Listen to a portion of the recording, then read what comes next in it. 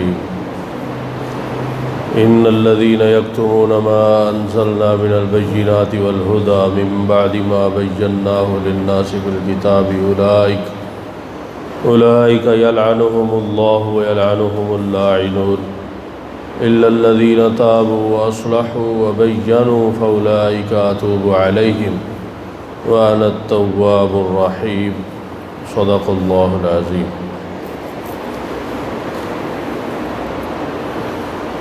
پہلی آیت مبارکہ کے اندر اللہ رب العزت یہود و نصارہ کا حق کو چھپانا اور اس کی سزا کو ذکر فرما رہے ہیں کہ یہود و نصارہ جو تورات اور انجیل کو جاننے والے تھے اور اس کے اندر اللہ رب العزت نے اپنے احکامات کو واضح فرما دیا تھا، اور اس کے ساتھ ساتھ نبی مکرم صلی اللہ علیہ وآلہ وسلم کی صفات اور ان کے آنے کا وقت وہ متعین فرما دیا تھا، اور یہ سب کچھ جانتے تھے۔ تو اس سب کچھ جاننے کے باوجود وہ لوگوں کو حق نہیں بتاتے تھے۔ آپ صلی اللہ علیہ وسلم کی بیان کی ہوئی صفات جو اللہ تعالیٰ نے تورات انجیل میں بیان فرمائی تھی وہ لوگوں کو نہیں بتاتے تھے، اور اس کے اندر رد و بدل کر کے لوگوں کو شکوک و شبہات میں ڈال دیتے تھے، تاکہ یہ لوگ آپ صلی اللہ علیہ وآلہ وسلم پر ایمان نہ لا سکیں اور ان کو وہ گمراہ کرتے۔ تو اس کی سزا اللہ رب العزت نے ذکر فرمائی کہ ایسے لوگ جو اللہ کے احکامات کو چھپاتے ہیں اور علم رکھنے کے باوجود لوگوں کو حق سے مطلع نہیں کرتے، تو ایسے لوگ ان پر اللہ کی لعنت ہے، اور دنیا کے اندر رہنے والی ہر چیز کی ان پر پھٹکار ہے اور لعنت۔ جیسے حدیث شریف کے اندر آتا ہے، نبی کریم صلی اللہ علیہ وسلم نے ارشاد فرمایا کہ وہ عالم جو لوگوں کو حق بتاتا ہے، لوگوں سے حق نہیں چھپاتا، لوگوں کے سامنے اللہ کے احکامات کو واضح کرتا ہے، تو اس کے لیے دنیا کے اندر موجود ہر چیز دعا کرتی ہے،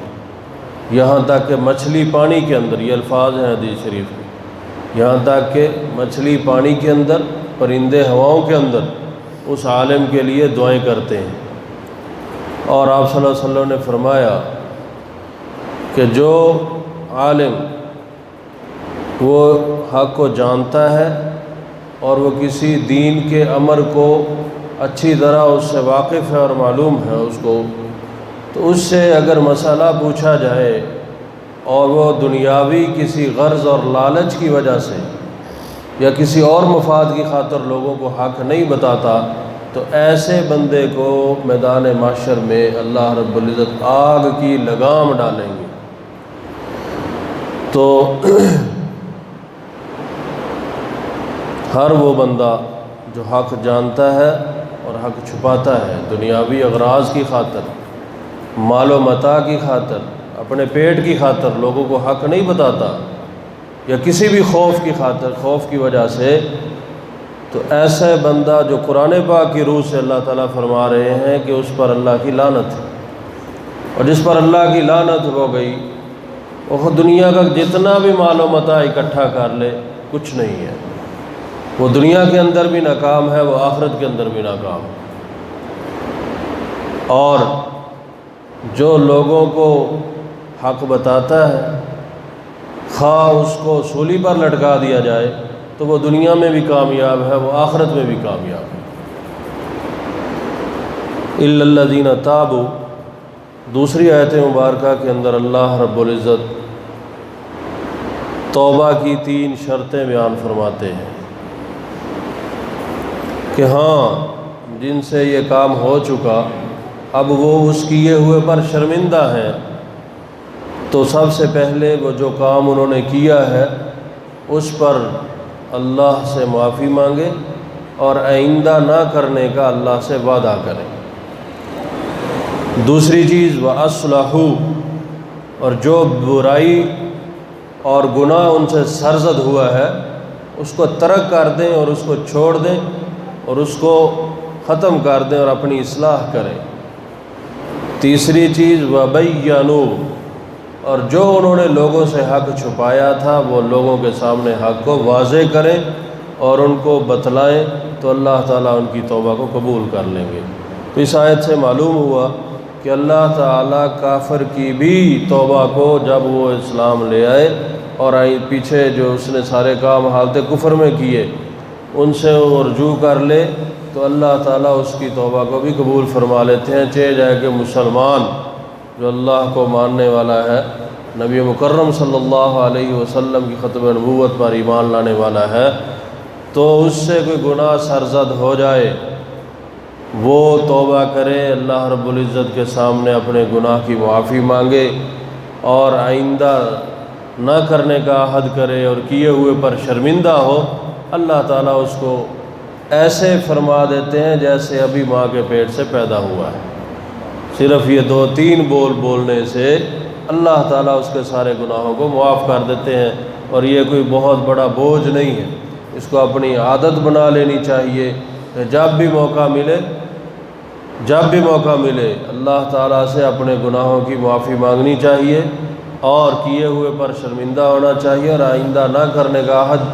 جو اللہ تعالیٰ سے انسان کو کرنا چاہیے۔ اللہ تعالیٰ بندے کے سارے گناہوں کو معاف کر دیتے ہیں۔ ترجمہ سن لیں۔ ان الذین یکتمون ما انزلنا من البینات والہدی، بے شک وہ لوگ جو چھپاتے ہیں ان مضامین کو جو ہم نے نازل کیے ہیں، من البینات جو کہ واضح ہیں، والہدی اور سراپا ہدایت ہیں، من بعد ما بیناہ للناس فی الکتاب، بعد اس کے کہ ہم نے ان کو بیان کیا ہے لوگوں کے لیے کتاب کے اندر، یعنی تورات اور انجیل میں۔ اولئک یلعنہم اللہ ویلعنہم اللاعنون، جو لوگ یہ چھپاتے ہیں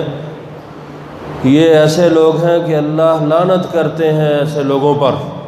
اور دنیا کے اندر موجود ہر چیز ان پر لعنت کرتی ہے۔ الا الذین تابوا، مگر وہ لوگ جنہوں نے توبہ کی، واصلحوا اور اپنی اصلاح کی، اس یعنی گناہ کو ترک کیا اور برائی کو چھوڑ دیا، وبینوا اور واضح کر دیا، جو انہوں نے پہلے چھپایا تھا اس کو لوگوں پر واضح کر دیا، فاولئک اتوب علیہم، اللہ تعالیٰ فرماتے ہیں کہ یہ لوگ ایسے ہیں کہ میں ان کی توبہ کو قبول کرتا ہوں، وانا التواب الرحیم، اور میں بہت زیادہ توبہ کو قبول کرنے والا اور رحم کرنے والا ہوں۔ اللہ تعالیٰ سے دعا ہے اللہ رب العزت ہمارے تمام کوتاہیوں کو معاف فرمائے، اور اللہ رب العزت ہماری کیے ہوئے گناہوں کو معاف فرمائے، اور آئندہ اللہ رب العزت ہماری ہر قسم کے گناہوں سے حفاظت فرمائے۔ وآخر دعوانا الحمد للہ رب العالمین۔